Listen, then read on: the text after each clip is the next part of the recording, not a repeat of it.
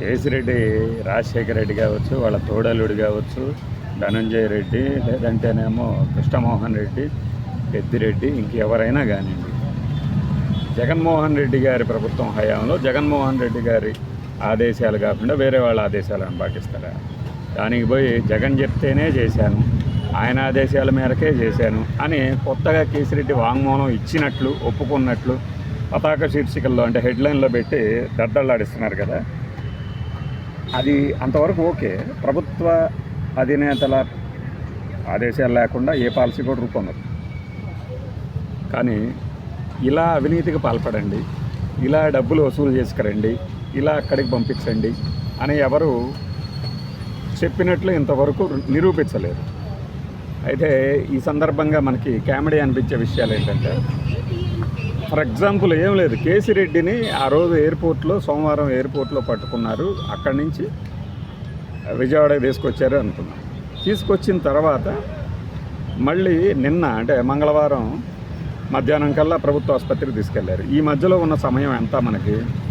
ఈ 7-8 గంటల సమయంలోనే ఎంక్వైరీ చేసి నిజాలు రాబట్టడం అనేది పక్కన పెడితే, మన వాళ్ళు దగ్గరే కూర్చొని పక్కనే ఇలా కూర్చొని ఆయన అడుగుతున్నాడుగా చెప్పు అన్నట్లు ఏ ప్రశ్న వేస్తే దానికి తలాడించాడు, కళ్ళు మూసుకున్నాడు, కాళ్ళు గదిలిచ్చాడు, తెలియదు అన్నాడు, కొన్నిటికి నీళ్ళు నవ్వలేడు, కొన్నిటికి సమాధానం చెప్పాడు, కొన్నిటికి తెలియదన్నాడు, కొన్నిటికి గుర్తులేదన్నాడు అని మనం దగ్గరుండే రిపోర్టు అంటే మనకి వెర్బాటిమ్ అంటారు, చెప్పింది చెప్పినట్లుగా వినటం, డిక్టేషన్ తీసుకోవటము, మనకి స్టెనోగ్రాఫర్ పరీక్ష అని ఉంటుంది. లేదా కోర్టుల్లో వాదోపవాదాలని చాలా కోడ్ లాంగ్వేజ్, దాన్ని స్టెనోగ్రాఫర్స్ ఏంటంటే కోడ్ లాంగ్వేజ్లో మొత్తం వాక్యాలను చిన్న చిన్న పదాల రూపంలో ఫాస్ట్గా చేస్తారు. అదేదో ఈయన దగ్గర పెట్టుకుని చేసినట్లు మన వాళ్ళు రాస్తుంటే నవ్వు వస్తుంది అన్నమాట. తెలియదు, గుర్తులేదు, మర్చిపోయా. ఈ 3 ప్రశ్నల గురించి, ఈ 3 సమాధానాల గురించి చాలా కామెడీ జరుగుతుంటుంది కదా. ఇవన్నీ లీగల్గా ఏ నిందితుడికున్న రైట్ అన్నమాట.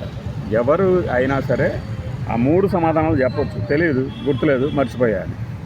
అలానే సంతకం కూడా నేను పెట్టను అంటే మేలకుండా ఉండొచ్చు కాదు, ఉండాలి కూడా. ఒకవేళ బలవంతంగా సంతకం పెట్టించారా అని ఇందాక చెప్పాను కదా నేను, లీగల్ ప్రొసీజర్స్ కోర్టులో జడ్జి గారు అడిగే ప్రశ్నలు, లేదండి నా చేత బలవంతంగా పెట్టించారన్నా కూడా చెల్లదు అది. మరి ఎప్పుడు చెల్లుతుంది? అందుకే కదా మాకు కస్టడీకి ఇవ్వండి అని ఎందుకు కోరుతారంటే అందుకే. రకరకాల ఆధారాలు చూపించేసి ఇది నువ్వే కదా చేసింది, ఇది నువ్వే కదా చేసింది, మరి ఇది ఎవరు చేశారు, ఇది నువ్వుది కాదా అనేది ఆధారాలన్నీ చూపించి నిందితుడి చేత ఒప్పిస్తారు. అది బలవంతంగానా, లేకపోతే బెదిరించా, భయపెట్టా, ఇవన్నీ కాదు. కొన్ని సాక్ష్యాలు, ఆధారాలని ప్రవేశపెడతారు. వాటి ఆధారంగా ఆయన సంతకం సేకరించామంటారు, జడ్జి గారి ముందు పెడతారు. ఈ సాక్ష్యాలు, ఆధారాలు ఆయన అన్నీ పరిశీలించి నిందితుడి దగ్గర నుంచి కూడా ఒక మాట అంటే దాన్ని వాంగ్మూలం అనొచ్చు, స్టేట్మెంట్ అనొచ్చు, కోర్టులో రికార్డ్ చేసి అప్పుడు రిమాండ్కి పంపించడం జరుగుతుంది. లేదంటే వదిలేయడం జరుగుతుంది, లేదంటే బెయిల్ ఇవ్వడం జరుగుతుంది, లేదంటే కోర్టు కేసే కొట్టేయడం జరుగుతుంది. ఇది లీగల్ ప్రొసీజర్. లీగల్ ప్రొసీజర్ గురించి ఎక్కువగా చెప్తే ఏంటంటే బోరు కొడుతుంది.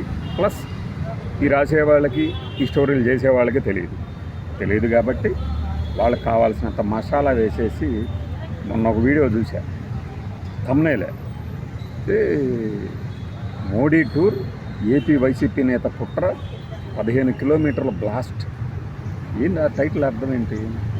ఎక్కడో ప్రకాశం జిల్లాలో గ్రానైట్స్ ఫ్యాక్టరీలో ఆ గ్రానైట్కు తయారీ కోసం అని చెప్పేసి తీసుకున్న జిలటిన్ స్టిక్స్ పట్టుకుంటే దాన్ని మోడీ టూర్కి అంటగట్టేలాగా ఒక థంబ్నెయిల్ క్రియేట్ చేసి పెట్టి, దానికి ఏం చేయాలి అసలు? అట్లాంటి థంబ్నెయిల్ పెట్టినాను.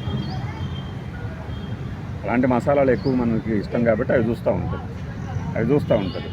వాస్తవాలని గమనించరనమాట. ఫలానా వారికి బెయిల్ వచ్చిందని కానీ అలా ఎలా బెయిల్ ఇస్తారంటారు, బెయిల్ ఇవ్వలేదని కానీ అలా ఎలా ఎందుకు ఇవ్వరు అంటే, ఇవన్నీ కోర్టుల్లో లాయర్లు, జడ్జి గారులు చూస్తున్నారు. పైగా బయట ఆ ప్రచారం, ఆ బ్రేకింగ్ న్యూస్లు, ఆ కథనాలు చూసి నిజంగా వీళ్ళందరూ కొట్టుకుంటారేమో అన్నట్టు.